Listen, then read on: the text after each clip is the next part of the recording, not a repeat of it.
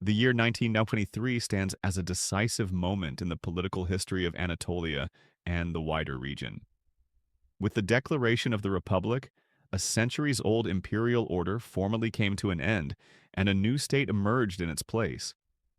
This moment marked a clean break from the Ottoman past and the official birth of modern Turkey, redefining sovereignty, governance, and national identity in a world rapidly shifting toward nation-states.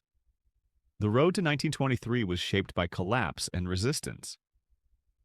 The Ottoman Empire, once a dominant power across three continents, had been weakened by decades of military defeat, economic dependency, and internal unrest. World War I delivered the final blow. Defeat on the battlefield and foreign occupation of key territories stripped the imperial government of authority and credibility. The empire survived in name, but its ability to govern had effectively vanished. In the aftermath of the war, the proposed partition of Ottoman lands threatened the existence of Anatolia itself. Foreign forces occupied strategic cities, and the imperial government in Istanbul appeared powerless to defend national interests. In this climate, political legitimacy shifted away from the palace toward a resistance movement that claimed to speak in the name of the people. The struggle that followed was not only military but also ideological, challenging the very foundations of imperial rule. The emergence of a national assembly in Ankara signaled a new source of authority. Unlike the imperial system, which derived legitimacy from dynasty and tradition, this body asserted that sovereignty belonged to the nation. Laws, decisions, and resistance efforts were framed as expressions of the national will. This shift laid the groundwork for a political order fundamentally different from the one it sought to replace. Victory in the War of Independence transformed this vision into reality. Military success secured territorial integrity and forced international recognition of a new political entity. The Treaty of Lausanne confirmed sovereignty within defined borders, closing the chapter on imperial claims and external domination. With foreign occupation ended, the question of governance moved to the center of national debate. The abolition of the Sultanate in 1922 prepared the way for the Republic. By ending dynastic rule, the state severed its most visible link to the imperial past. Authority was no longer inherited or sanctified by tradition. Instead, it was constructed through political institutions representing the nation. This decision marked a psychological turning point, signaling that the empire would not be restored. On 29 October 1923, the Republic was formally declared. This act was more than a legal announcement. It was a statement of identity. The new state defined itself as a republic rooted in popular sovereignty, territorial unity, and civic equality. The declaration confirmed that the era of empire had ended, and that a modern nation-state had taken its place. The Republic introduced a new understanding of citizenship.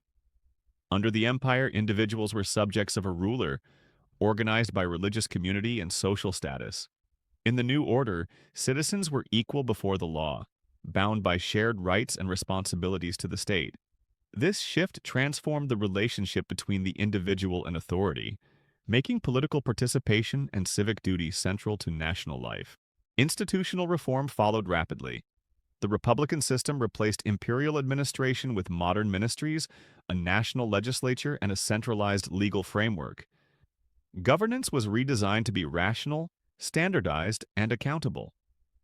These changes aimed to create stability and efficiency while reinforcing the principle that the state existed to serve the nation, not a ruling family.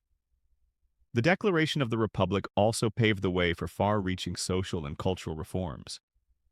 Education, law, and public life were reorganized to align with modern principles. Religious authority was separated from state governance, and secular institutions became the backbone of political power. These reforms sought to break with imperial traditions that were seen as obstacles to progress and independence. Economically, the new state faced the challenge of rebuilding from war and imperial decline. The Republic adopted policies aimed at creating a national economy, reducing foreign dependence and promoting development. Infrastructure projects, state-led industry, and economic planning were presented as essential tools for securing sovereignty in a competitive international system. The international impact of 1923 was significant. The Declaration of the Republic placed the new state firmly within the global order of nation-states. Diplomatic recognition, legal reform, and clear borders allowed it to engage with the world on equal terms. The era of imperial diplomacy based on privilege and dynastic alliances gave way to modern state-to-state relations. Despite its promise, the transition was not without tension. The imperial legacy remained deeply embedded in social attitudes and cultural memory. Some viewed the Republic as a rupture from tradition, while others embraced it as a necessary step toward survival and dignity. These debates reflected the broader challenge of redefining identity after centuries of imperial rule. Over time, 1923 came to symbolize renewal and rebirth. It represented the moment when collapse was transformed into opportunity and defeat into foundation. The Republic was not merely a continuation of the past under a new name. It was a deliberate reimagining of political life, built on the principles of sovereignty, citizenship, and modern governance. The defining power of 1923 lies in its clarity. It marked a clear line between two eras, one shaped by empire, dynasty, and sacred authority, and another defined by nationhood, law, and civic identity.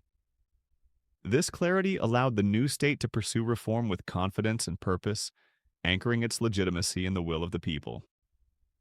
A century later, the Declaration of the Republic remains a central reference point in national history.